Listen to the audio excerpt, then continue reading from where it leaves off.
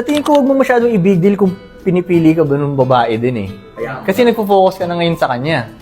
Ngayon, magagalit si God nun. Hindi naman yan ang mission mo ah. Gawin mo yung mission mo as a lalaki, di ba? At bandang huli din, kung let's say nagpo-focus ka talaga sa mission mo, pag nawala yung babaeng yun, mapapalitan mo din naman eh. Di ba? Mas ikaw ang rare kaysa kanya eh. Di ba? Yun naman talaga eh. Let's say lalaki ka, nasa prime age ka, meron kang, like, okay na yung pera mo, ganyan, okay yung status mo, lahat. Mas rare yun kaysa sa magandang babae. Labas tayo ngayon, pusan tayo, makita tayo magandang babae. O maghanap tayo ng lalaking yung talagang nasa tamang landas, mas mahirap yun ha. So yung nakakalimutan lang ng ibang lalaki na siya pala yung mas rare dun sa relationship na yun, na siya yung prize dun sa relationship na yun. Kaya okay lang, kung hindi ka na pinili ng babae, lalo na yan, sa mundo ko walang sapilitan eh. Kung ayaw na ng babae, fine.